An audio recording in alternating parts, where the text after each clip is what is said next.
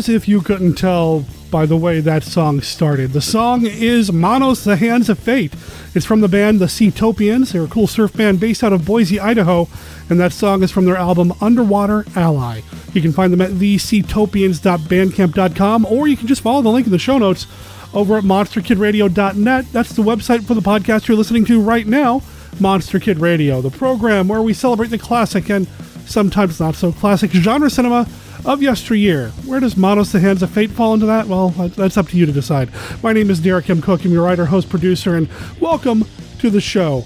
This time around, we are talking about Manos. It's going to be a very Manos, the Hands of Fate heavy episode, so much so that I'm replacing a lot of the sound effects that we normally use with music and sounds from Manos, the Hands of Fate. I think by the time this episode is over, you may be sick of Manos, the Hands of Fate, but I hope not too sick, because the conversation that I'm having with Stephen D. Sullivan and Anthony Wendel about their various Manos projects, some that have already been completed and one that is in the works right now via a Kickstarter, well, I hope you check those things out. We're going to talk with Steve and Anthony here in a second. Of course, we have Professor Frenzy's bedtime story as well, and Kenny's look at Famous Monsters of Filmland.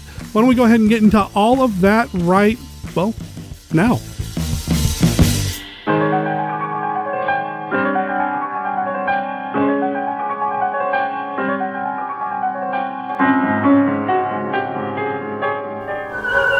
Coming soon to this theater, a ghastly, ghoulish, and totally incredible motion picture.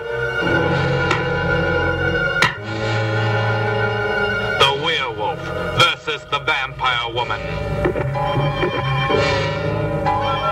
This is Wandesa, queen of the vampires and Satan's favorite mistress.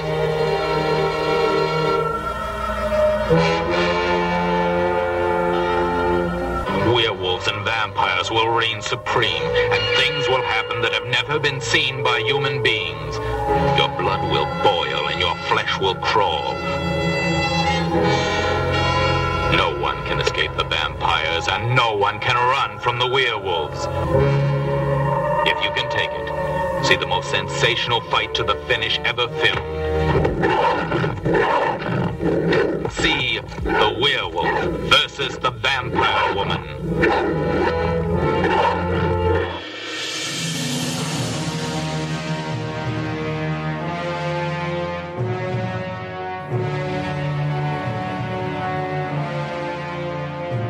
It's 1966.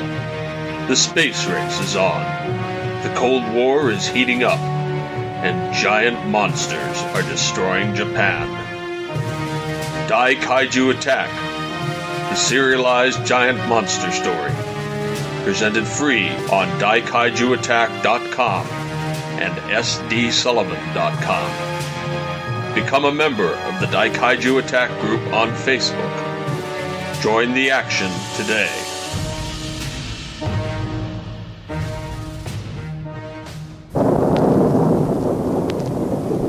From the creative genius of Roger Corman, who brought to the screen Edgar Allan Poe's most shocking horror tales, comes the ultimate in blood-chilling screen experiences. The Terror, starring the incomparable Boris Karloff. You think I'm mad, don't you? In the role he was born to play, the Terror, bedeviled by his own mad, all-consuming passions. With my own hands, I killed her. The Terror. His evil, mystic powers go beyond man's wildest imaginings. If he resists, kill him. American International presents The Terror, starring Boris Karloff, Dean of all horror demons, in this, his most demanding terrorization. The Terror, a film group production in color and Vistascope.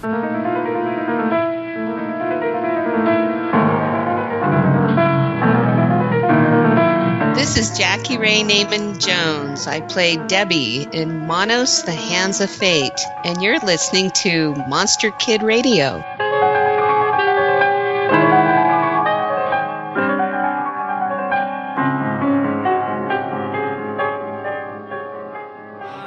Professor Frenzy, it's a show. Professor Frenzy show. Professor Frenzy, it's a show. Professor Frenzy show. Welcome to Professor Frenzy's Bedtime Stories, created especially for Monster Kid Radio. My name is Jerry Green. In this segment, I'm going to tell you a story from EC Horror Comics. Today's story is The Strange Couple. It's from the Vault of Horror number 14, the August-September issue from 1950. It is written by Bill Gaines and Al Feldstein, and the art was by Al Feldstein. So sit back and relax while I tell this nightmarish tale. It is a cold and rainy night, and a traveler is driving in the storm. There is a bridge washed out ahead, and he's directed along a pothole-filled dirt road. One puddle is bigger than he expected, and his car conks out. He's stuck for the night. He pulls his raincoat tightly around him as he prepares to sleep until the day. Suddenly, he sees a light in the distance. It's from a house. Maybe he can get help there. Maybe they can put him up for the night. The traveler leaves his car and heads towards it. The house is a creepy old place. He knocks on the door, and it's answered by a pitiful old woman. "Go away," she says. He pleads with her. "My car is stuck. I need help." "It isn't safe for you," she replies. "Let the gentleman come in, Hepzibah," says an old man from inside the house. The traveler ignores the old lady's warning and comes in. The old man, Fedor, goes into the basement to get them some wine. The woman warns the traveler that he's a vampire and he'll be bringing back a bottle of blood. Fedor returns, and the traveler turns down the offer of the thick red vintage. His refusal angers the man, and he turns on his wife, whom he accuses of talking out of turn. He sends Hepzibah to her room. Fedor tells the traveler that his wife is actually a ghoul. When their dog died, he found she had dug up his grave and ate half of the poor creature. When it came time to go to bed, Fedor leaves to put the wine away. Hepzibah sneaks out of her room and tells the traveler to lock his door to the room to protect himself. When Fedor returns and takes him up to the room, he warns him to lock the closet because his wife could sneak through that way. Alone in the room, the traveler locks the closet door and puts the bed up against it. He then pushes a bureau in front of the room's door so no one can enter. He lays down to try to sleep when he hears a noise and a light stream into the room from the wall. There's a secret panel opening. Both Fedor and Hepzibah are there looking to fulfill their unholy desires, and the traveler has trapped himself in the room. There is no escape. The traveler heard himself screaming, and it woke him up. He's in his car, stuck on the rainy road. It must have been a dream. As he shook the sleep off of him, he sees a light in the distance. He gets out, goes towards the light. He comes upon the same house, but tells himself, "Oh, that's silly, it was only a dream." But his knock is answered by Hepzibah, telling him to go away, and Fedor encouraging him to come in. The end. I hope you enjoyed that sleepy little story. A stormy night, a stranded traveler, a creepy old house, all of these combine to be a classic spooky horror tale. Who does the protagonist believe? The vampire husband? The ghoul wife? Neither of them. The basic concept of a horrifying dream becoming a reality is similar to Horror in the Night, also from the Vault of Horror, but 2 issues previous to this one. In that story, a motel owner dreamt about a mysterious couple where the wife turned out to be a murderously insane woman, and the next day the same couple actually showed up at the motel. This story is similar, but both the husband and wife are trouble. It's a heavy-handed but effective storytelling technique. The best part, though, is how the couple trick the traveler into trapping himself in the room. It's great stuff. The art is classic Feldstein. It's some excellent 1950s illustration comic book art. Faces are strong and full of character and in creepy shadows. Fedor looks demonic, and his wife looks like a female version of the Vault Keeper. They're both pitted against our all-American blonde-haired hero in a trench coat and fedora. It works great. If you're interested in a copy of The Vault of Horror Volume 1, the book can be purchased on Amazon, and you can find a link to buy it on the MKR website. I hope you enjoyed this story. My name is Jerry Green, and you can find me on my podcast, The Professor Frenzy Show, where we talk about new indie comics. And on the same feed, we have Memory Minute Monday, a nostalgia podcast, and also Frenzy Piece Theater, where we recap and discuss classic comic book stories. You can also catch me on Twitter at Professor Frenzy and search for Professor Frenzy on YouTube, where you can find The Professor Frenzy Show and some exciting projects we have coming up. Stay tuned and thanks for listening. Professor Frenzy, it's a show. Professor Frenzy Show. Professor Frenzy, it's a show. Professor Frenzy Show.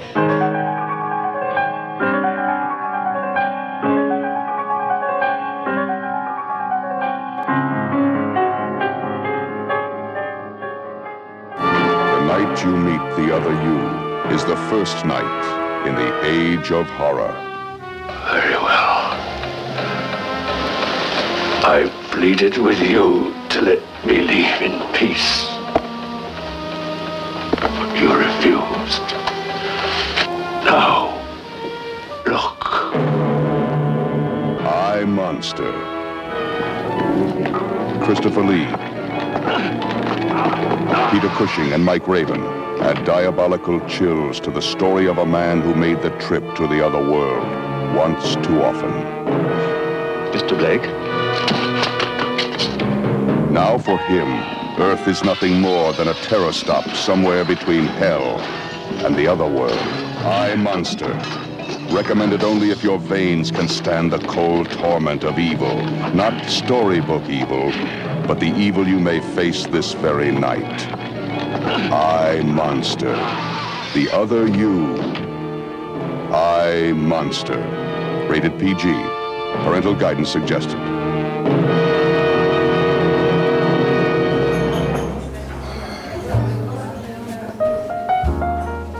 Hey, I'm so glad you could make it. Welcome to my little podcast here, Bill Watches Movies. I'm Bill Mize, I'm the host and creator, and I'll be helping you today. Now, we're a podcast that's a little different from the other ones out there. We start off with a rich and aromatic blend of B-movie weirdness. Then we fold in some Hollywood history and biography. And finally, at the end, we sprinkle just a bit of old-time radio ambiance for that finishing touch. Now, we think that unique combination will bring you an audio experience that you'll want to enjoy again and again. Each month, we'll serve up a story that will entertain you and bring a smile to your face. I do hope that you'll subscribe and try an episode. They're a wee bit naughty, but won't go directly to your waistline. Now, to learn even more, you can always go to our website, BillWatchesMovies.com, for show notes, blog posts, resources, and just general dorkitude. Now, I'm also on Twitter. Just search for Bill Watches Movies. I'm pretty easy to find, and I would absolutely love to hear from you. Thanks again for checking us out. Relax, enjoy the music, and then enjoy the show.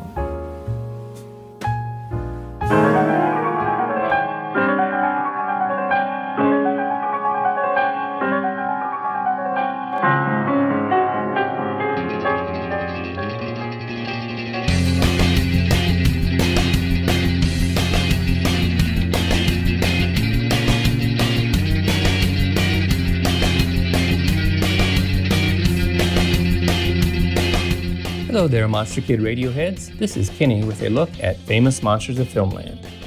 We are going to continue our issue-by-issue look at films covered in Famous Monsters with issue number 11 from April of 1961. This issue has compilation articles on Jekyll and Hyde movies and Poe-based films, but only one movie gets standalone coverage. A Basil Gogol's rendition of it roars from the cover. Gorgo, a British kaiju movie which gets a preview article in the pages of FM. The article is 7 pages long and contains 8 photos. The article begins with this quote from Czech paleontologist J. Augusta's book, Prehistoric Animals. The Earth, which is said to be a speck of dust in the infinite space of the universe and an obedient planet ceaselessly circling around the sun, is the cradle and grave of all the creation whose life is tied to it. From the time that life first appeared on the earth, birth, development, old age, and death follow upon each other in a never-broken succession. Most people think of prehistoric animals in terms of the strange skeletons we see in our museums. But of course, they once inhabited our Earth, living out their lives in an environment as different from ours as they were themselves different from the animals we know today. The gigantic Gorgosaurus liberatus was a carnivorous saurian that lived during the Upper Cretaceous. It rather resembled Tyrannosaurus rex, the king of dinosaurs. He was a savage colossus. The preview continues with a detailed look at the story, which includes this quote from the novelization written by Carson Bingham. The sea lifted up under the flickering procession of funeral boats, and the form that was neither water nor earth nor human reared into the air. Rooted to the spot, I stared at what seemed to be a huge, massive shape writhing out of the water. I could see the outline of a huge body, some 20 feet away. My God, I cried, it's huge, as big as a house. The synopsis continues, spoiling the end, and then the article concludes with this. Gorgo is the most costly, time-consuming production the King brothers have made to date, and 38 productions have rolled off their slate. The picture introduces the new process known as automotion, which makes the movements of the stars, Gorgos 1 and 2, extremely lifelike. If you like excitement and suspense with your movie monsters, we recommend Gorgo. Gorgo received full coverage during Monster Kid Radio number 259 with Tony Wendel. It was the 106th film covered by Derek and his fiends. That is all for this week's look at Famous Monsters of Filmland. We will have more next week. For MKR, this is Kenny saying adios. I'd like to say that maybe I planned this whole thing with Kenny and Tony about Gorgo and that episode of Monster Kid Radio and Famous Monsters of Filmland magazine, but we're just going to call it a happy accident and thank the master. Anthony Wendel is here on this episode, so yeah, stay tuned. No motion picture of our time has ever unleashed sharp spectacle of such scope and realism as up from the depths of prehistoric mystery rages Torgo.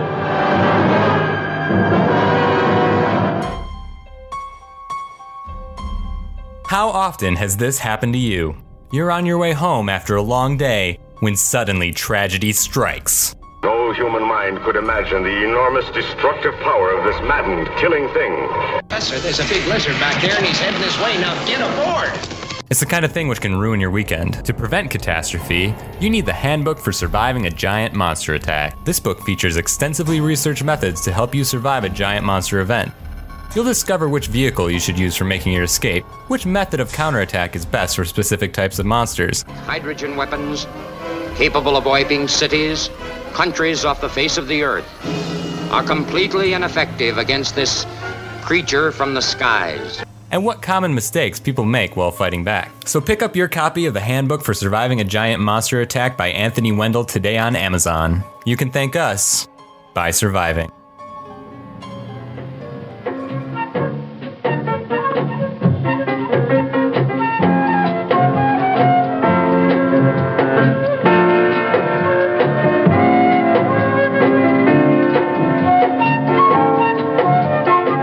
Lord of Primal Darkness, please let this Skype connection continue to hold so that we can continue this conversation with this week's guests, authors, friends of mine, monster kids, and kind of sort of fans of Manos.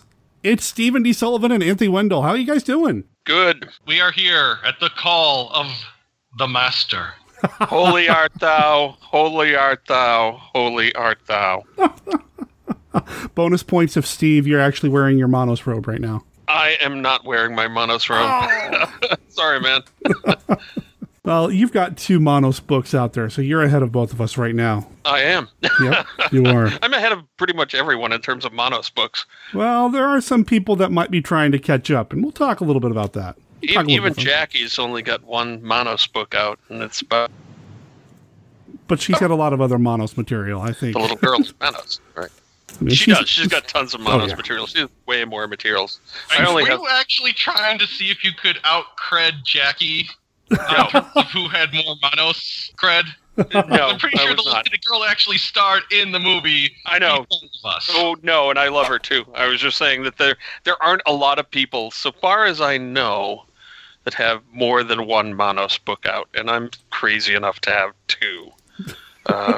Maybe the guy that did the actual overview of the site itself, he might have 2 Manos books out, maybe more. Right, yeah, and I've got that around here somewhere. Completely spacing out on his name, which I am ashamed of because I know him, and it's like go upstairs and look at his DVD. Yeah, we'll let it kind of mull over in our brain while we're chatting. We'll here. figure it out, and it'll come to us as soon as we stop recording. All I've got is 2 Manos books and 1 micro game, so there you go. Well, we'll talk a little bit about that, and I want to talk about what Anthony's up to as well, because I know he's got something very exciting. By the time this episode goes live, it will have already started, but I wanted to make sure that everybody in the Monster Kid Radio listening audience knows what's going on with one of our own, with one of our favorite movies. Yeah. You know, man. Somewhere during the writing of two novelizations of it, if I hadn't fallen in love with it before, I did after, and it's like, it's Manos, you know? I mean, there are a lot of worse movies in many, many ways, even though it proudly carries the title of worst movie of all time. Well, it's just because it aims so high that it crashes so hard. It tries to establish a mythology unto itself that few other films are actually able to do. And at the same time, it succeeds in some aspects. It does, considering, you know, it was like shot on 60 millimeter and silently and with a very, very spare script. It does fairly well for what it set out to do. I mean, if it had a full script and actual good lighting and a real director and stuff, it could be more than a camp classic. It could be a classic horror film. It could be Carnival of Souls, you know, if it had had the kind of, you know what I'm saying? Okay, you just... Wow, Derek laughed. Wow. Oh my. I love Manos. Okay, I love it for a bunch of different reasons. Part of it because of, well, I mean, you mentioned a bunch of them. But Carnival of Souls is its own thing. I can never... No, I don't see it happening, man. I'm sorry. You're telling me that if someone really competent had written the script out and took the people that worked on Carnival of Souls and gave them Manos to do, I think they would have produced another really good movie. I put Carnival of Souls in a much higher category. I hold that film in very high regard because it is one of those movies that I suppose could have had the same result that Manos did. Oh, totally could. It's just the people that were making that film knew how to work a film camera, knew how to do all this stuff, because they had been making all these industrial and instructional films. They knew what they were doing. Right. Well, it's like The Beast from the Beginning of Time, if you've seen that, which is a little seen, low-budget film, but it was made by people that worked in TV studios and stuff. Mm-hmm. So all the stuff that Manos gets wrong, they got right. It's really such a quantum leap up from there to have people that are skilled in these things working on them rather than just people that have an idea. You know, it's like if you watch any given Corman low-budget film versus any other low-budget film, the Corman one is pretty much 100% of the time going to be the better film because Roger Corman knows how to make films and he's a really good director. So even if he has no money, Little Shop of Horrors, we're shooting it. They shot that, what, in a weekend or a week or something? And it's delightful because the talent behind the camera was equal to the idea. I mean, even something like The Terror, which by all rights, given how it was produced, had no business being as successful as it was, it's still a solid film. So yeah, I totally get it. I totally get what you're saying. Exactly. But at the same time, Manos, despite not being what Carnival of Souls is, Manos has achieved more than Carnival of Souls has. I mean, does Carnival of Souls have a video game based on it? Does it have several sequels and remakes? Prequels? It was a prequel. It was like, I mean, and the documentary and numerous books. Numerous books. Wink, wink, nudge, nudge. Check them out over at Amazon. Mm-hmm. Do we have that with Carnival of Souls? I mean, is there even a book out on Carnival of Souls? I'm actually wondering in general. So Candice Hilligoss, who was the lead actress, she did release an autobiography and memoir, which is really good.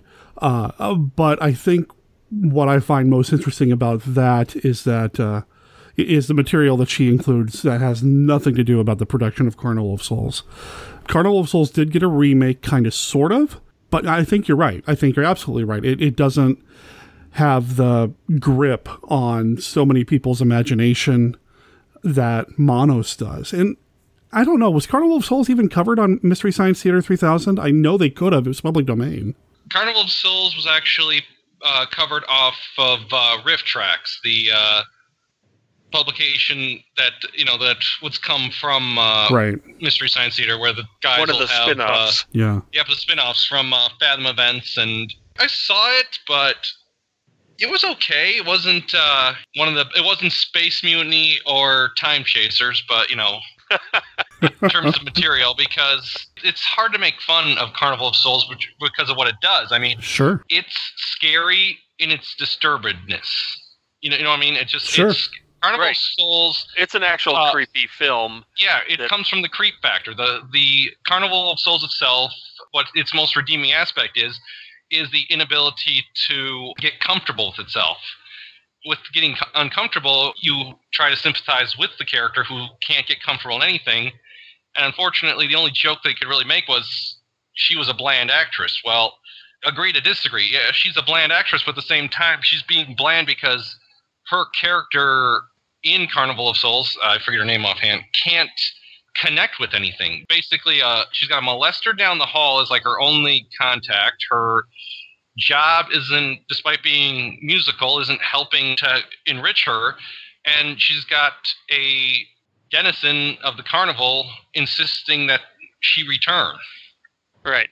So yeah, I think the difference in some ways is that Carnival of Souls is actually creepy. You get the creepy feeling when you're watching it. I mean, that's why it's memorable. It's like a Twilight Zone episode that just makes you kind of shiver and creeps you out. And Manos, those of us that have a love for Manos, mostly I think maybe love what it could be or what it was aspiring to rather than what it is. Does that make any sense? It totally does. I mean, oh yeah, because of the presentation and what they were going for but didn't succeed with Manos, the fan canon is what resulted, the canon itself and the fan canon and fan fiction is what resulted in more projects after it. I mean, in terms of actually looking at it, it lays down an insane premise that, basically a family who just by taking a wrong turn find themselves in a cult. I mean, straight up cult of people who are worshiping a dark lord with a guy in a very interesting outfit. I mean, it's a Satanist film, kind of before Satanist films were all the vogue in a way. Sure, a very interesting outfit. I like that. Yeah, they hit everything early. I mean, was there a cult film as well known before this? I mean, I think most of the cults are gonna get us were more in the 70s, aren't they? Most of them, yeah. I think Horror Hotel was kind of earlier, so there was definitely a couple things. Devil Rides Out, a few things. Devil Rides Out, yeah, and Manos really does have that kind of gritty. And I think it benefits from having been created by people who probably didn't know much about filmmaking, other than they probably watched a few movies at one point in their life. It does have an appeal to me. As somebody who used to think he was going to be a filmmaker when he grew up. It appeals to me because of that. I see a lot of what I would have done if given the opportunity. I would have been all over it. Yeah. There's a lot of, hey kids, let's make a movie. Manos that you don't get in more polished things like Carnival of Souls or any given Corman film. I have so many little video projects that I shot, sometimes for school, sometimes for fun, of me just getting my friends together saying, hey, let's make a movie. You have a script? No, but let's just basically do this.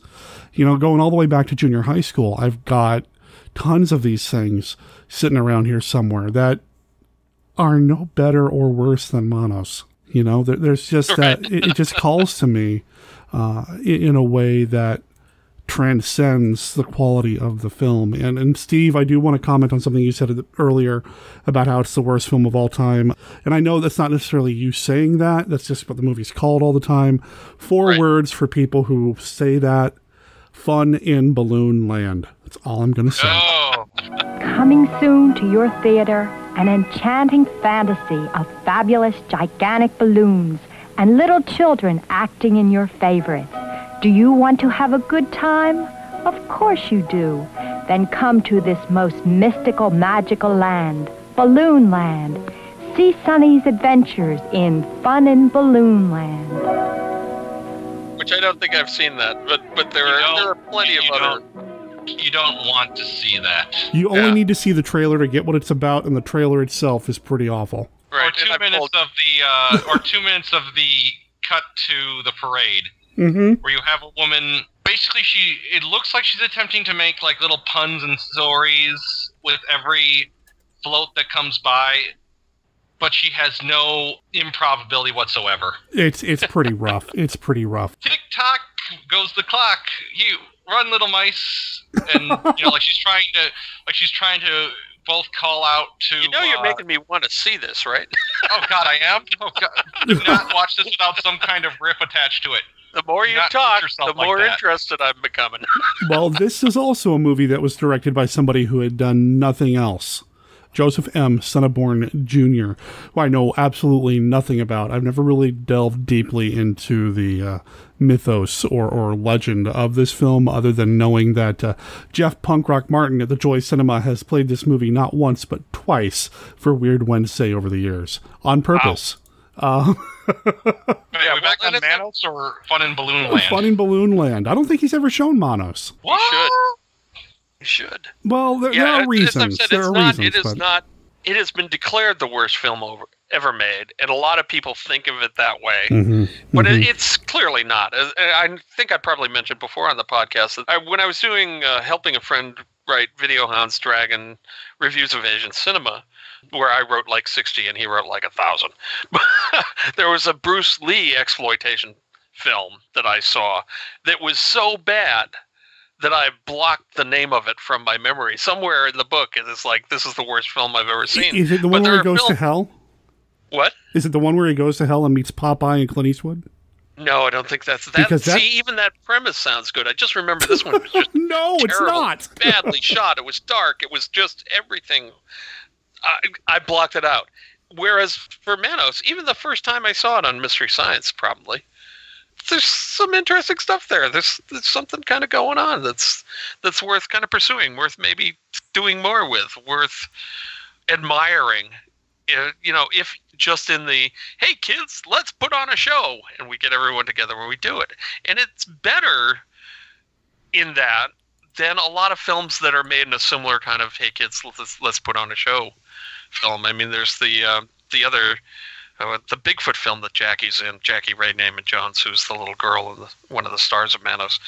The Bigfoot film, which I'm forgetting the name of right now. Isn't it like Legend of Bigfoot? I mean, it's pretty generic, Legend right? of Bigfoot or something like that. And have you seen that? I have. I've watched both the regular film, Curse of Bigfoot is what it's called, Curse of Bigfoot, which Curse of Bigfoot. she's in the wraparound sequence of a film that was actually not Curse of Bigfoot. It was something else. And then the filmmakers got a bunch of people together years later to shoot this like wraparound sequence and then re-release it as Curse of Bigfoot. Yeah, it is Curse of Bigfoot. That film is a much worse film in many ways than Manos is. Manos there's something about it, man. People are going to, listening to this who've seen it once, are going to think we're crazy. Or at least they hopefully have seen it once. I mean, we do things like this so we can spread the good word of the piece. Right. So to speak. Yep. I'm looking at the IMDb page, and it's got a rating of 1.9, which is not terrible. It could be better. And I know at one point it had like a score of 0 on Rotten Tomatoes, right? Okay, wait a minute. So Manos says 1.9? Yeah, on IMDb right now. Fun in Balloon Land is 1.1. Yow. Well, just goes to show there is a worse film out there. There you go. But there is something to be said about having people think you're the worst film of all time and claiming that title and holding on to it. You know, I mean, in some ways, Birdemic is a worse film than this. Well, and you get to movies like that, though, Birdemic or whatever, and those were intentional. You know, they were intentionally kind of Not sure Birdemic was. You don't think so? You don't think they kind of knew going into it that they really... No, the interviews I've seen with the director and stuff, he seemed to think that it's a really good film. Wow. Yeah. Well, you know, good for him. He got paid. Got paid more than anybody involved with Manos did. He got to do a sequel, too. Yeah? There's a Birdemic sequel? Thanks. I think so, yeah. I haven't seen it, but I'm pretty sure there is one out there. And he toured the United States showing it and stuff, so... Okay, then. You know, which is stuff that, you know, Hal Warren and Tom Naiman and the rest of the crew never got to do with Manos, sadly. So they could now, though. They could now. And occasionally, you know... Well, and Jackie does. She does, and that's how I met her in person. She was down in Chicago doing the tour, and that's how she and I actually got to meet in person after being friends online for a while. And just as an aside, if anybody out there is running horror conventions or is involved in events, festivals, whatever, I know that Jackie is currently looking for things to do next year in 2020. So if you have a convention that you think having the lead and probably the #1 advocate of Manos, the Hands of Fate, come to be a guest at. She's easy to find. Just reach out to her on Facebook. That's the best way to reach her, I think. Let her know, because she is looking for things to do, and she doesn't mind traveling, from what I understand. So, no, and she's terrific at these events. I've already suggested Monster Bash. Whether or not they bite, I don't know, but I think it would be awesome. Come on, Monster Bash, come through. Bring Jackie out for this next. Really a great lady. And yeah, she is. Another aside. There is actually a restored version from the film Detective of Curse of Bigfoot. Wow. It's only $10, and you know what I'm going to be buying here shortly. Oh my goodness. It's only $10? Is it on Amazon? Yeah. I'll make sure there's a link in the show notes so people can use the Amazon affiliate link. Because I'd like to make $1 or $2 off that movie, because I'm sure the filmmakers didn't. Wow. So there's kind of this whole, you know, getting back to what we were talking about in terms of Carnival of Souls versus Manos. Manos is, because it's in the public domain and because was branded the worst movie of all time, people have developed a love for it, and there's kind of a whole little, it's not big enough to be called an industry, but a cottage industry, certainly, of people like the two of us doing Manos things. Sure. I mean, Carnival of Souls doesn't have an all-puppet remake of it. Manos, the Hands of Felt, right? Yes. I really got to check that out still.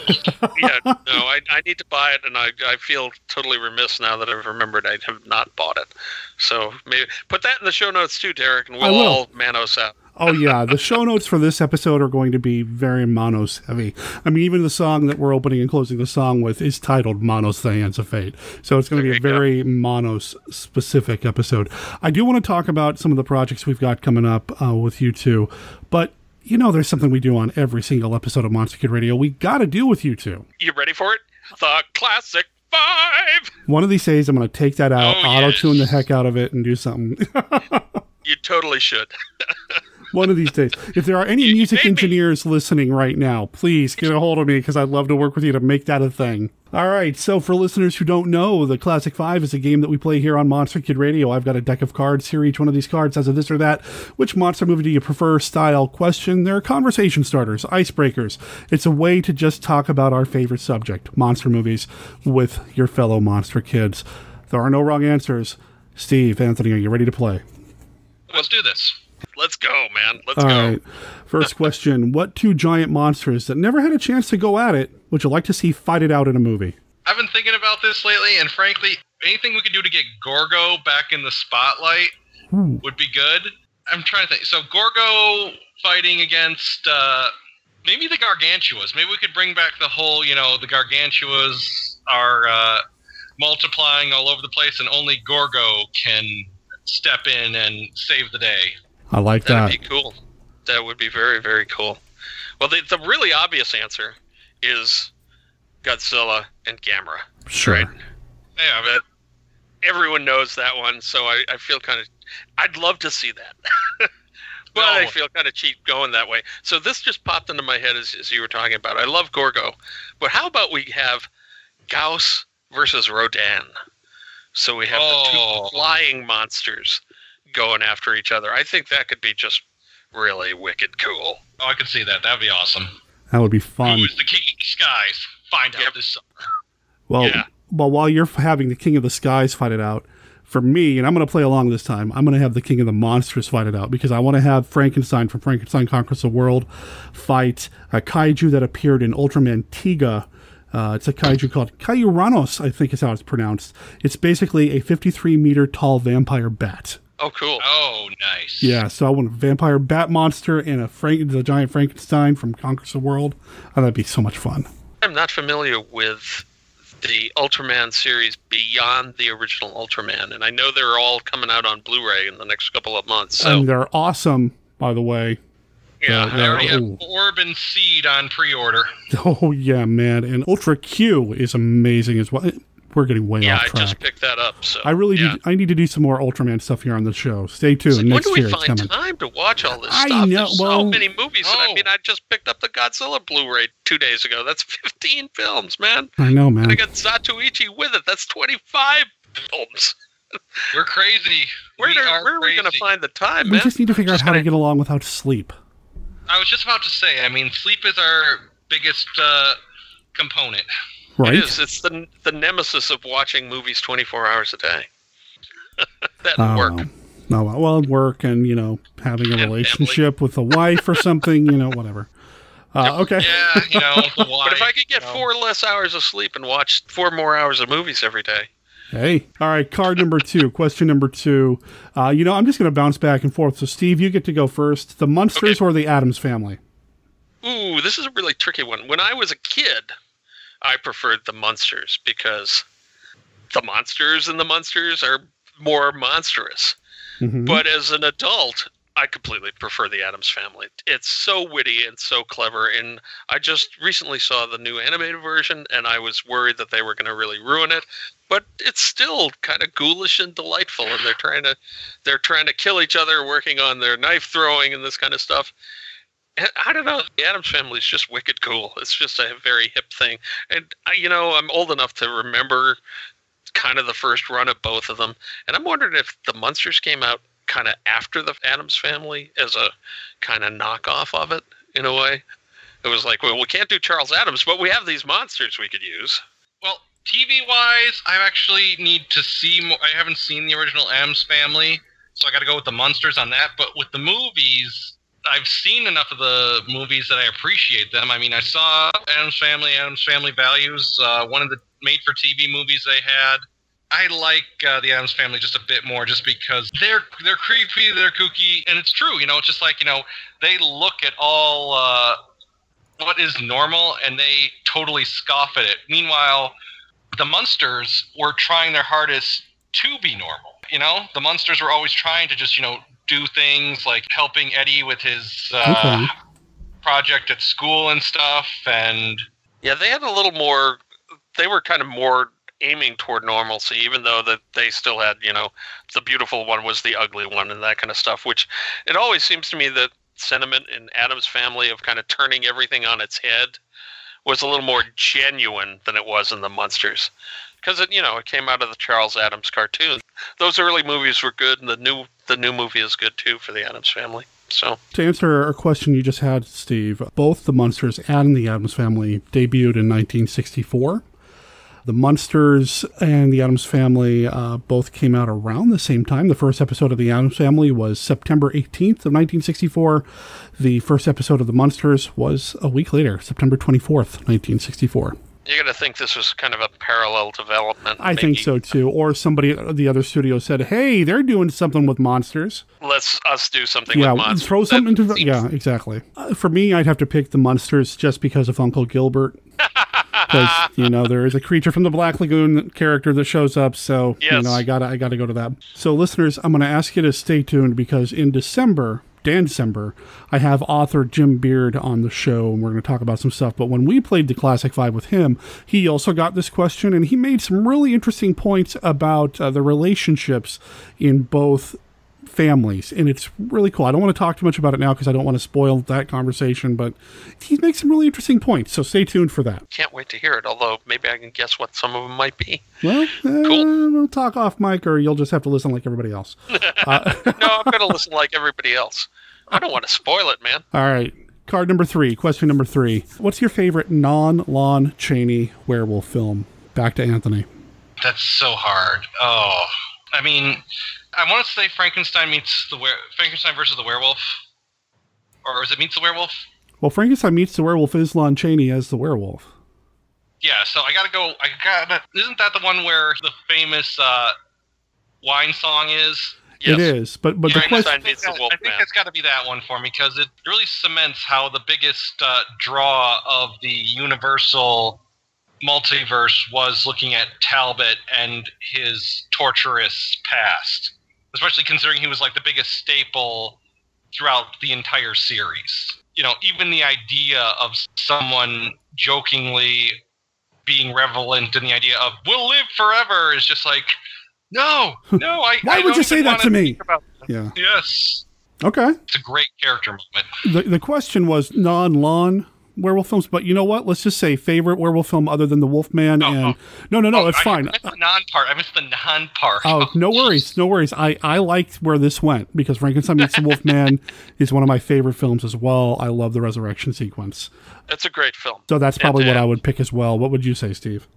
Well, I would pick that too if we're just going a non-The Wolfman favorite werewolf film. But I'm going to kind of veer toward the original question and say... Well, we're just going to make the original question the fourth question, so... Okay. Oh, okay. All right. So my favorite Wolfman film, other than the original Wolfman, is definitely Frankenstein Meets the Wolfman. I have a copy of the script of it that I picked up recently, and I'm looking forward to reading it and seeing all of the lines of Bela Lugosi's Frankenstein monster that they've cut out. Right? So, I love that film. But he doesn't understand. There's a curse upon me. I change into a wolf.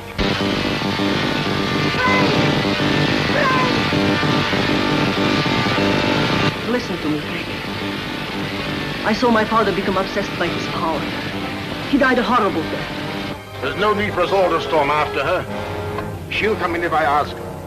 Why should we treat her so fancy? She's a Frankenstein. I think I've said this before in a different question. It's my favorite Universal sequel.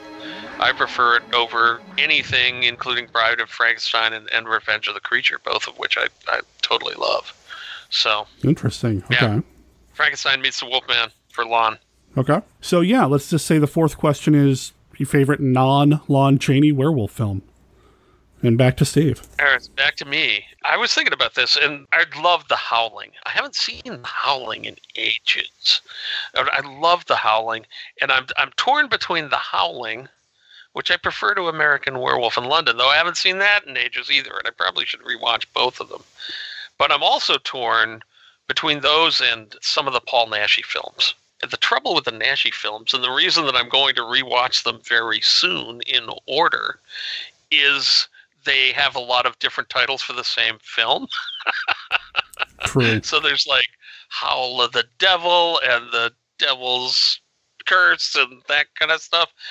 I think among my favorites of the Naschy films is the one that was originally called Walpurgis Night, which is one of his werewolf films. And I think that Howl of the Devil? I don't remember. So, Night of the Walpurgis Night from Paul Naschy in the Naschy Waldemar Daninsky werewolf. Okay. What about you, Anthony? You got one? I personally am always one to give credit to the Benicio del Toro Wolfman movie. Okay. Well, especially considering, what we got with Dracula Untold, where it seems like they were trying too hard to build their own cinematic universe. Mm-hmm. At least, I know it wasn't as good as some of the other things we've experienced, but it still felt like they were putting heart and creepiness to it. Producers seem to be at least trying to obtain atmosphere. I picked that up on Blu-ray recently, and it is on my short list to rewatch because I don't think it matches the original one up to the original one, but there's enough there that's pretty cool that I think it's worth seeing again. The score is fantastic. It's phenomenal, and I listen to the score quite a bit. That's my takeaway. I have some Nashi clearing up here. Oh, okay. And then while you're doing that, I'm going to go back and... Yeah, go ahead. Nashi did 8, 9, some odd werewolf films, sure. Right? Mm-hmm. And there are 2 of them, one of which is La Noche del Walpurgis, Walpurgis Night, and the other one is El Retorno de Walpurgis, The Return of the Walpurgis, or Walpurgis Night.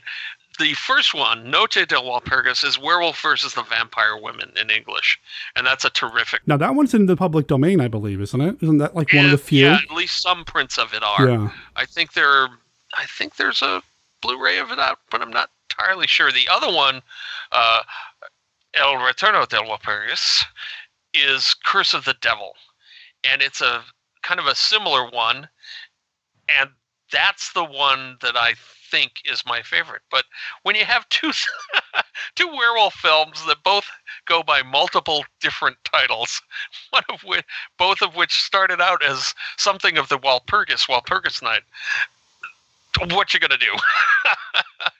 You gotta watch them all in order and figure it out for good.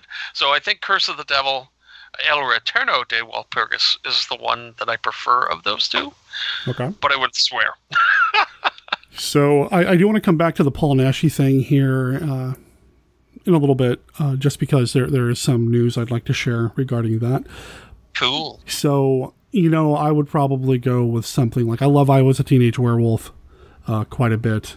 And then, of course, Werewolf of London. Werewolf of London is fantastic as well. So, but of the 2, I'd probably go with I Was a Teenage Werewolf if I were to pick one right now. It might change tomorrow. Yeah, I'd love to have a great DVD or Blu-ray copy of that. I know. We don't need to get into that, but it's a terrific film and deserves to be released in modern media. Yep. So, okay, final question, final card. Who else should have or could have played Dr. Jekyll and Mr. Hyde? Anthony, we'll go to you. I'm blanking here. Oh, I know. It's like everyone I can think of that's easy would be Christopher Lee. Oh, wait, he did. Yeah, he did Paul with Nashi. I'm Madman, right? Paul Nashi. Oh, wait, he did. Yeah. Yeah, right, exactly. Yeah. I'm Madman with Christopher Lee. And it's I actually just thought of this because I kind of would want to see it recently. John Cryer. Oh. I say that because for those that will probably know him as the father from 2.5 Men, but have you two been watching Supergirl? Yes. I have not, but he's been on that, Did you right? see last season when he was playing Lex Luthor? Oh, yeah. Yeah, Derek, you didn't see it yet, but No. personally, he's top 5 list now of Lex Luthor's. Wow. There's a scene where his plan's unfolding and he's betraying his totally the Russian enemies to make it look like he's the hero of the world. He's flying around in his totally looking like Iron Man mech suit that he uses to fight Supergirl and Superman. The whole time he's blowing away ships, blowing away the enemy. He's singing "I Did It My Way" by Frank Sinatra. Oh, wow. Huh.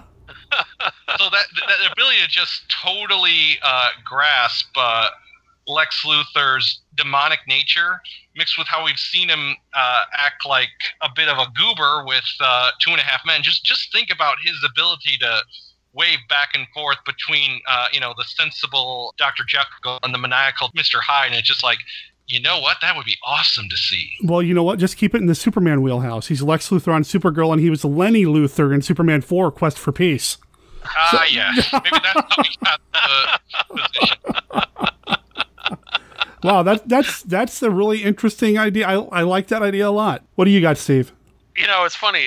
For a couple of minutes I was thinking, Ralph Bates would have been great Dr. Jekyll and Mr. Hyde, except then I realized Ralph Bates was Dr. Jekyll and Sister Hyde, which is he transformed into Martine Beswick. There's an upgrade for you. So that doesn't really count. Then I'm like, oh my God, what can I think of? And I just watched Asylum fairly recently. Oh, that's good. Yeah, it's really good, and I hadn't seen it for a long time, and I barely remembered most of it. And in Asylum, there's an actor who's famous for television show work, including Space 99 and The Fugitive. And it just right now, it just popped into my head that Barry Morse, who was the implacable lawman in The Fugitive, based on the really cool character actor portrayal he has in Asylum, I think he'd be terrific as Dr. Jekyll and Mr. Hyde. That does sound good. I think he could totally have pulled that off. Okay.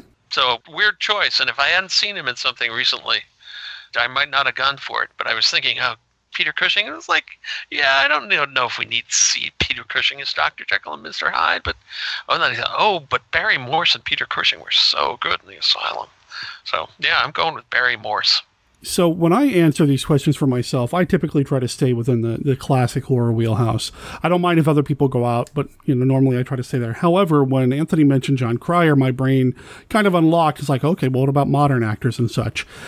I'd like to see somebody who can physically shape their body in different ways to not just perform the lines differently, but have his body perform differently as well. So I'd go with Doug Jones. I was just about to say, are you going toward? You're going toward the Doug. I am, man. Doug Jones, man. I think that would be really interesting. Always a good choice for any kind of monstrous kind of thing going on.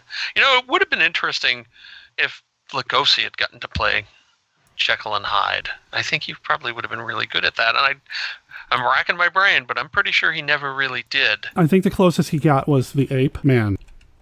Yep. Yeah. Yep. There is that. But yeah, Lugosi might have been really good if you're looking for classic people. All right, so that was the classic five. We were already warmed up before, but now we're hot now. We're ready to really dive into Manos. And I want to ask both of you, do you remember how you first saw Manos? Was it through MST3K? Was it through some other way? I'm sure it was MST3K for me, because we started watching that.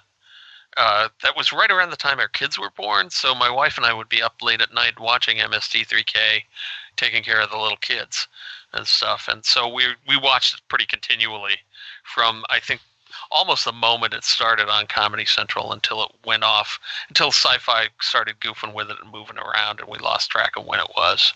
So I'm entirely sure that unless there's some part of my deep dark past that I blotted out and I saw it somewhere, it's got to be MST3K for me. It was Mystery Science Theater 3000 for me. Okay. How about you, Derek? I think it was that for me too. I don't think it was really in the pop culture really beyond anything MST3K. MST3K really did everybody a service by putting that in the spotlight the way that it did. I don't think huge it really, service. Oh yeah, I don't think it would really have the cultural gravitas that it has now without that happening, which is great. I mean, that's the one thing that MST3K is good for, I mean, I know I go back and forth on it. There's a lot of, do you like it? Do you dislike it? Whatever. Without it, we wouldn't know about a lot of these movies. So thank you, Joel and company, for making that happen. Right, exactly. And, I love Mystery Science Theater 3000. I've loved all the incarnations of it, and I've seen it. But sometimes they pick on good movies. Sure. Manos is not one of them. But, it happens, and sometimes you can let that go, and sometimes you're like, oh, come on, guys, why did you choose this island Earth? Oh, don't even get me started on that one. While we've been chatting here, and not that I normally have a messenger window open while we chat, but I just heard back from the band The Seatopians. Just wanted to confirm that they're okay with us playing their music in this episode. I'm just pretty sure they were okay, so let me do it before. They said the timing couldn't be better because he's actually uploading a music video for their song Manos, the Hands of Fate right now. So there must be something in the air. It's fate. Hands of Fate. That's awesome. Well, we've got this music video that's going up. We got this song. We talked about a puppet remake, and we've been talking about the novels. Steve, what prompted you to write not just one, but two versions of the film? Yeah, and why? one of them won a literal major award. Right? I've been writing novels for a long time. I worked in games, role-playing games, mostly, and other games for a while. And then I did comics for a while. And then I got out of comics and moved into novels, because if I wrote novels, I didn't need someone to draw them to actually get them released, which ended up being kind of a problem in comics. I'd come up with some great idea and could never get an artist to turn over the stuff in time to get a pitch in. Oh, Anthony and I have talked about that recently. So yeah, I understand. It's always a problem. Well, I mean, writing is hard, but it's a much faster process than drawing comics pages, so I understand it. Having drawn a couple of comics myself too. So it's understandable, but it also gets frustrating when you're like, okay, if I get this Animal Man pitch in time, it'll go, and oh, okay, it's not happening, and oh, Grant Morrison's got it. I had a lot of near misses that way in my career, which was very frustrating. So I turned to writing novels because I could do it, and then I could shop it around or get it released or whatever. And a number of years ago now, I started a small publishing company so I could release some stuff that I was interested in, and I was totally failing in getting New York publishing houses interested in. And while I was keeping writing things, like I wrote an adaptation for the first Iron Man movie, and I wrote an adaptation for Thunderbirds, and I did a whole bunch of boy detective stories.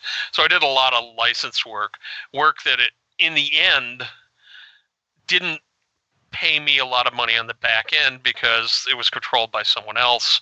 And eventually, even the stuff that you get a royalty on, like my Dragonlance work, they put the books out of print. Then suddenly you're not earning any royalty on that work, which you were hoping would be annuity. So I decided at some point, 7-10 years ago, a while ago now, that it would be good if I were releasing my own stuff.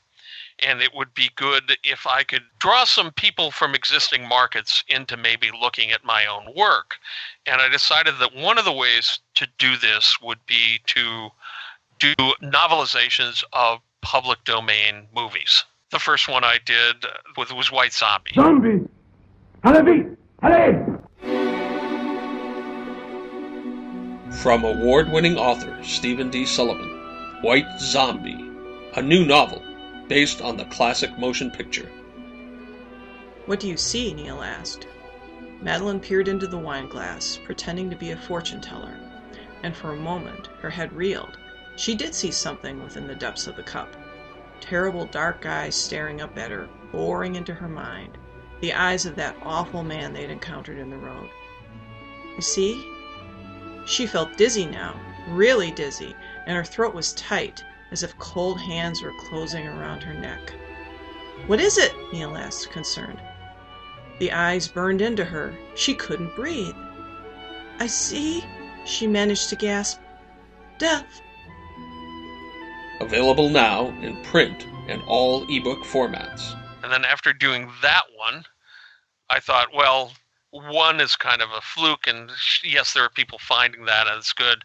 Maybe I should do at least one more. And what should I do? And Manos popped into my head as something that's it's public domain work, so I can actually do work based on it. Right. So hold on. You started with White Zombie, and you're like, well, how can I do better than that? How can I top White Zombie? I know, Manos. You have to follow my thinking here. I know. I'm just teasing you. White Zombie is a classic film. Yeah. And so people that are looking for classic work are likely to find it. And then I thought, what is getting a lot more eyes and is building attention right now? And at the time, a couple of years ago, it seemed to me that Manos was expanding in terms of the public consciousness. People were becoming really interested in it. I sat down, and my plan was that I was going to write a very serious adaptation of Manos. What if Manos were an actual scary novel in the tradition of, say, H.P. Lovecraft with a little more modern Stephen King sensibility? As I was starting to work on Manos' Talons of Fate, which is the scary version, the little light bulb went off in my head. Ping! Wait a minute, Steve. You're going to write a very serious book for an audience that thinks Manos is some kind of a weird, low-budget comedy. And at that point, I was like, well, what do I do now? And I thought, well, I'll start the other one. I'll start writing a funny version of Manos, a version that's kind of snarky. It's told from the point of view of an evil being from another dimension, and it's going to kind of incorporate all the kind of little witty pokes at the absurdity of what happens in the story that you might get on a Riff Tracks or an MST3K. But part of me still wanted to do the scary one as well. So in some moment of supreme madness, I decided it would be a good idea. Well, why don't I just do both? I could do both.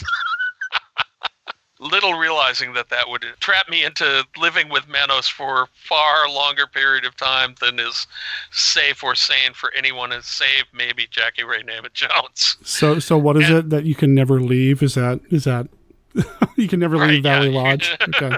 There is no way out of here. Exactly, right? Would not approve. The straight adaptation, the one that was a little bit more on the silly, really kind of goofing on the film side, that's the one that won the best adapted novel of 2000, was it 16? 16. The Scribe Award, yeah. The Scribe Award, which is an award that is given as an international group of writers of tie-in novels. And that year was the year that there was a Batman novel and a Star Wars novel and Crimson Peak and a couple of other things that I don't remember. There were anything that was tied into a movie or television show that year was potentially up against Manos. And it narrowed down to 5 things, and Manos was one of them. And much to my surprise, I managed to actually win the award. That's pretty darn best cool, novel man. Out of all the tie-in novels in the world that year. And which is delightful and wonderful and absurd. And all props to not only to Hal Warren and those people, but to Matthew Buchholz of Alternate Histories, who did the screenplay adaptation that I then licensed and adapted my book from, which made it eligible for the scribes, because normally public domain stuff is not eligible. But because I licensed the route of where I got my novel from, I was actually eligible to win and won that year, which it still delights me. It's the idea that the worst movie of all time is now an award-winning book. Exactly, and so I was just double-checking the other books on the ballot that you were up against: Star Wars Dark Disciple, Crimson Peak, Batman Arkham Knight by Marv Wolfman, for crying out loud, and then the adaptation of the movie Backcountry. Manos beat Batman and Star Wars, and a book that had Del Toro's hands all over it. So, I mean, that's amazing. That's amazing, and I think that just speaks to the power of... I know, right? It's the power of Manos. Totally the power of Manos. That's how it happened. Manos, the Hands of Fate, and then Manos, Talons of Fate. They're both available now. Again, links in the show notes. You can get them for Kindle, so e-reader, and then they're also available as paperback editions as well. And please use the link that I post so that I can make a buck or two off of Steve's work as well. Right. Yeah, I make some money. Derek makes some money. We all go home happy. There we go. Now, I don't know how many other Manos books there are out there that are straight fiction. I mean, I know there are, like, the Locations of Manos, and then, of course, Jackie's amazing book, Growing Up Manos. But there doesn't seem to be a lot of Manos continued fiction. I mean, there are other movies. There's a sequel. There's a remake currently in development right now by Johnny Johnson. I think there are 2 sequels, although I don't know if the second one is out, right? But what I'm getting at is I want more books, more fiction. I see a nice segue going on. Yeah, there you go. Can you help me out here, Anthony? Yes. What Derek is talking about, listeners, is a project that I will be launching on November 15th, a.k.a. Manos Day, in celebration of the original Manos coming out. November 15th, I'll be launching a novel I am calling Santa Clause Conquers Manos, the Hands of Fate. Nice. Wherein I take 2 of the, again, air quote, worst movies ever made, Santa Claus Conquers the Martians and Manos, the Hands of Fate, and I tie them together into a sequel, picking up where each left off. Little Betty is worried about her friend who was going away with her family to the Valley Lodge for a holiday, so she calls her friend Santa Claus to investigate the disappearance of Debbie and her parents by a mysterious being known only as the Master. Wow. I am thrilled at this. Anthony has been writing for a long time. He's been a columnist on various websites. He's the man behind the Handbook for Surviving a Giant Monster Attack. And he and I have spoken quite a bit through like Facebook Messenger and off mic and all that about the different writing things that, both of us are kind of going through and all that and trying to get things done. And when you first mentioned this to me, man, I wanted to scream it from the mountaintops. I thought this is the best thing ever, but I didn't want to, spoil it or anything. I've been just eagerly waiting. It took a while to get the project in motion. I first tried a big publishing house, and I got some good feedback that they liked my work, and they could see a couple agents actually. It was a mixture of when I was going between both looking for an agent and looking for regular publishing with Manos, and I ended up eventually not coming to anywhere I liked. When I realized traditional publishing wasn't the best way to go with Manos, I decided, you know what? Manos lived and died by the fans. I'm going to try to see if it'll live and die again. So that's why I'm starting a Kickstarter in an effort to try to get the book out there. And it's not just for the publishing aspect. I'm also doing it because I found a very, very gifted artist by the name of Tom Hoskison, Hoskisson. Okay. Yeah, and I've commissioned his work for a cover and 2 of the chapter insert pictures. But to be able to get it all done, to have him do all the work for all the insert pages, I'm going to need to make sure this Kickstarter works. And the only way it's going to truly be able to come to fruition and materialize is through the help of the fans. Well, there are a lot of Manos fans out there, and hopefully a lot of this Manos show fans. and the show and Facebook and that kind of stuff. Hopefully, you can rope a lot of us into doing this. Have you set? Do you know what your goal's going to be, or any of that kind of stuff yet? Yeah. Do you have any perks laid out? Yes, I do. Bottom line, it's going to be $5,000 for everything. That gets it published, pays the artist off, and should pay for any incidentals, including shipping it out to people. Okay. I've got it planned kind of low in terms of PDF and physical copies. Those are both under $30. Contribution will guarantee you'll get a PDF and a physical copy of the book. Okay. Mm-hmm. But if I reach a certain goal, I will work on getting shirts made. And if it gets even farther, maybe I'll even work on getting the podcasting community together, and we'll see if we can't turn it into some kind of an audio drama. Oh, cool. Well, you've not mentioned that to me yet, sir, but yeah, it sounds like something we need to talk about, because I'm in. Again, this was the farthest reaching goal, but it was just like, in terms of where I could take the project, I was just like, let's see how far people want to go with this. Sure. Cool. Well, I am currently on Tom Hoskison's art page. He's an Australian artist, and he has posted here, and Anthony shared it with me as well, the cover. And cool. It is amazing. I'm assuming it's okay to include it in the show notes, Anthony. Oh, of course, yes. Are you done with the writing, or where are you at in terms of the story? I have a draft. I'd prefer people to look over it like one more time. Mm-hmm. Sure. Before it goes to publisher, but otherwise, part of the fee is I'm actually going to pay for the editing just to be on the absolute safe side to make sure what goes to people's hands is quality work. That's wonderful to hear, man, that you're actually ticking off all the boxes to quote-unquote do this right. You're paying the artist, you're paying for editing, you're making sure it's all getting taken care of.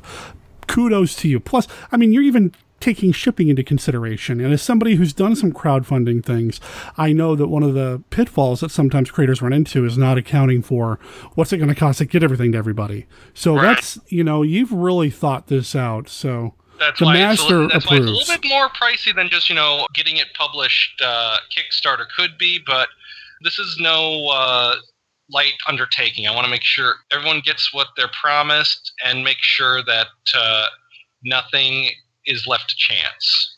Cool. The master approves, man. I'm sure the master will approve. I'm assuming this is not a dark Lovecraftian story. Am I right? Well, first off, talking about the master approves, I need to mention first that I have a foreword written by Miss Jackie. Oh, awesome. Yeah. And she's great, isn't she? We love she is a fantastic lady.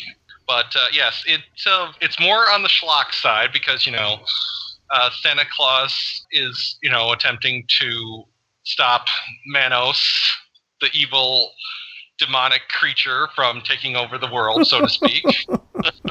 But I didn't tone it down when it came to what Manos was in terms of the darkness and the evil that's in there. I mean, one of the hardest parts of the book was, my first chapter is basically, a continuation where Santa left off, but the second chapter is a summary of where Manos left off, and it's just like, once you actually take the time to summarize Manos in terms of what played out, that is dark.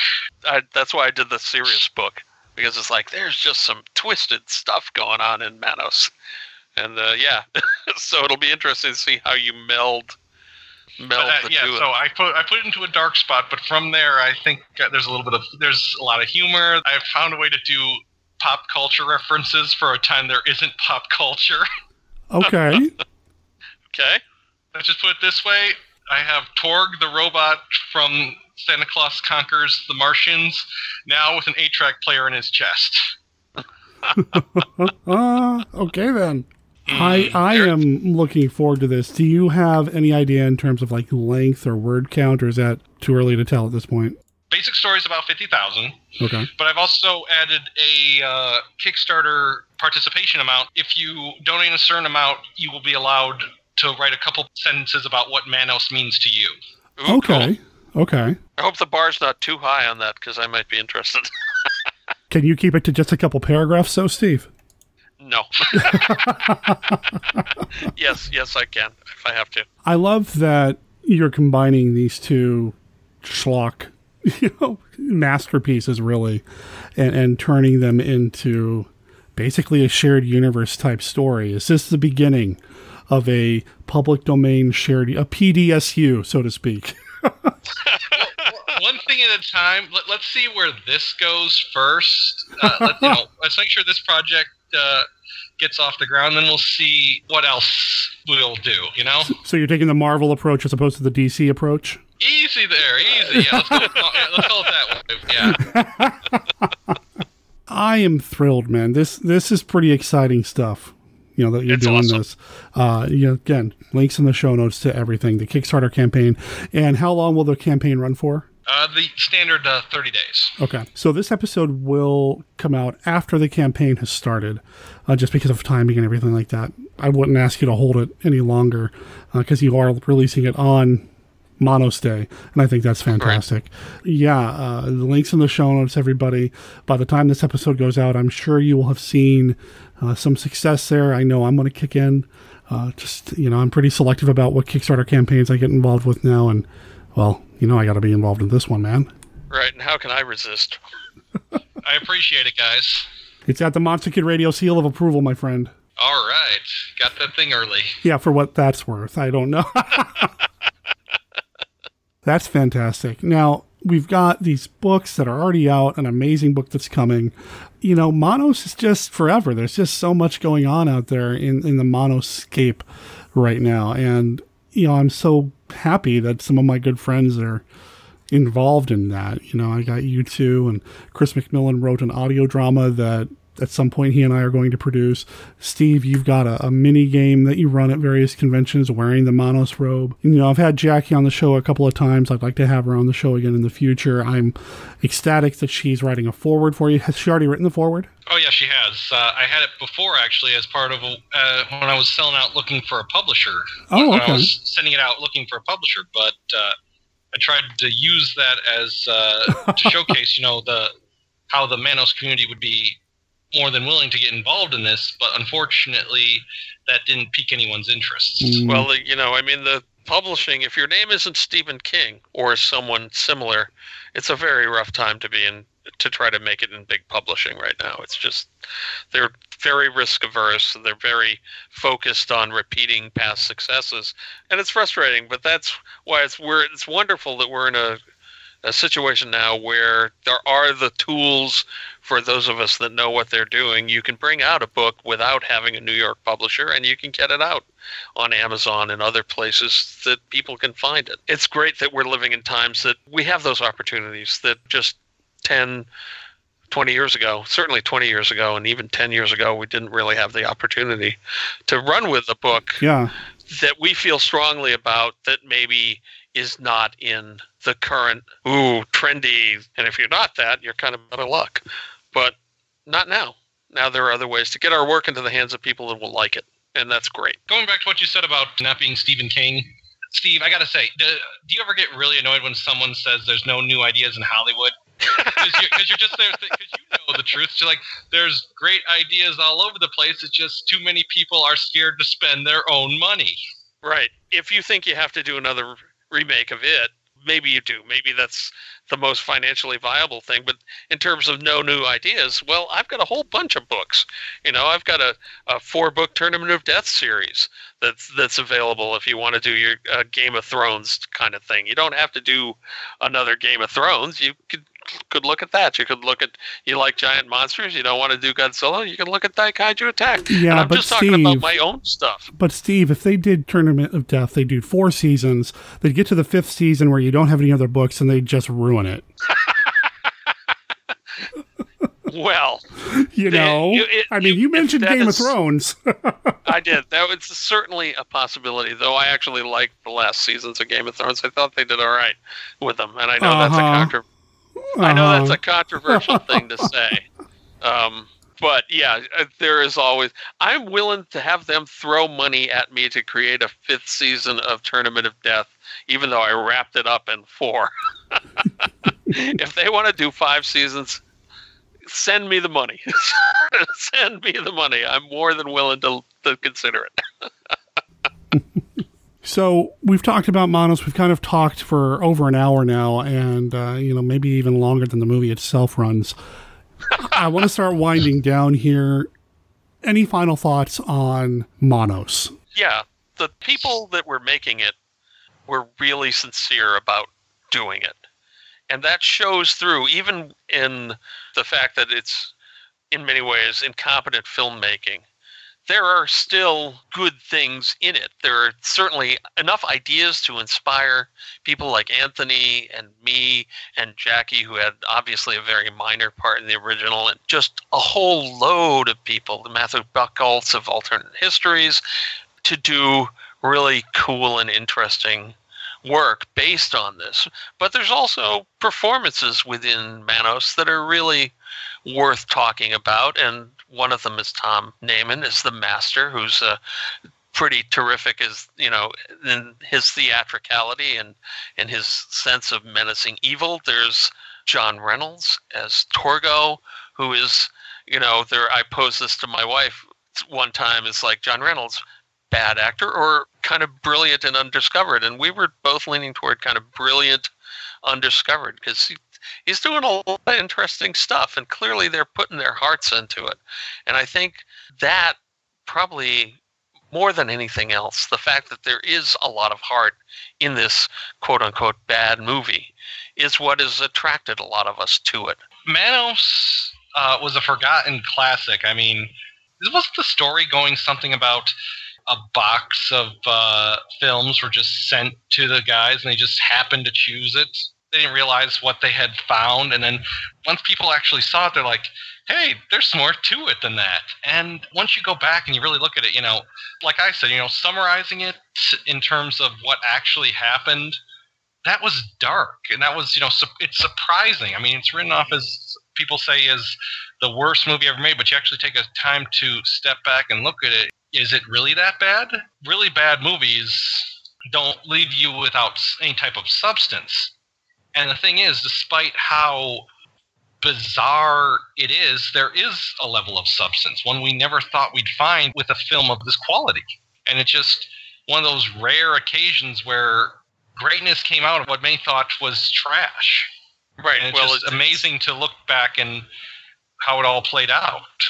I could bring in the term, death of the artist, wherein, once the work is out there, the artist has no control over how it's received. And, you can't get a better example than Manos, the Hands of Fate. It was lost, but then it was found. And what's become out of it is shocking. In the best way, I mean. It's funny because that's actually, I'm looking at a poster of Manos right now, and it says, "It's shocking, Manos, the Hands of Fate." Well, this has been fun. I love chatting with you guys and talking about our favorite movies.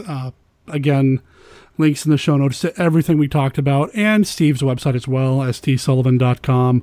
Check out what he's got going on with everything. And there will definitely be spotlighted a link to Anthony's Kickstarter campaign.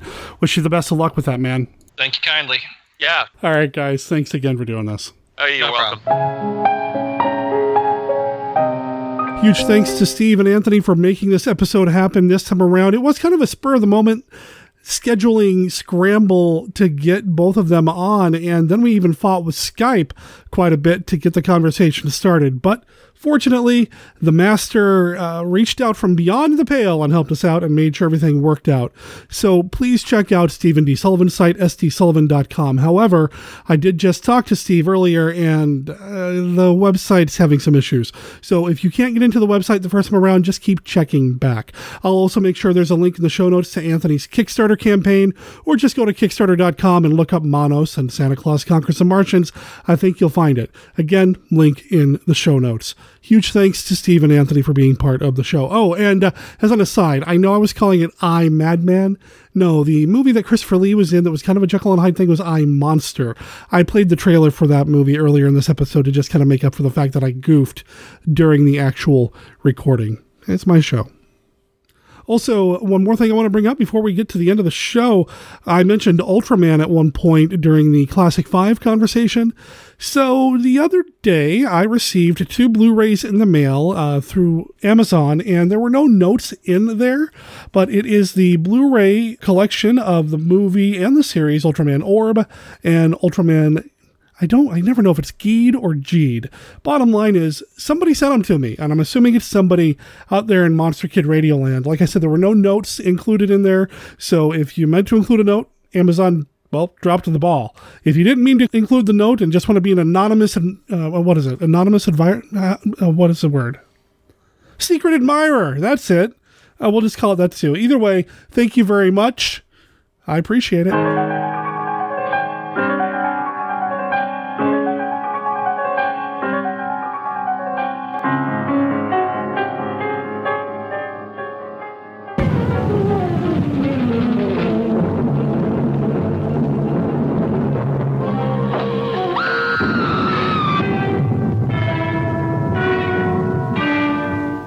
This is Whitewood, Massachusetts. A young girl, a stranger, has come to Whitewood to do research. She has come, she thinks, to study. Leave Whitewood. Leave Whitewood tonight. I beg of you. Leave before it is too late. In spite of this warning, the girl lingers on. Horror Hotel. The guests are over 300 years old. Human blood keeps them alive forever.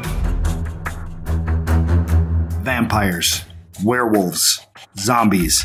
Yes, these things are real. But fortunately for those of us who can afford him, so is Mark Temple. And he's good. Real good. He's a former FBI agent turned freelancer with the knowledge and skills to eliminate your monster problems. And his rates are negotiable. Monster Hunter for Hire, the first volume of the Supernatural Solutions, the Mark Temple Case Files, is now available in both ebook and paperback. Go to tinyurl.com/monsterhuntertemple to buy your copy of Derek M. Cook's latest book. Read about Mark Temple, the experienced professional now available to rid you of your supernatural, ghoulish, and monstrous pests. That's tinyurl.com/monsterhuntertemple. And don't worry, Mark Temple is discreet.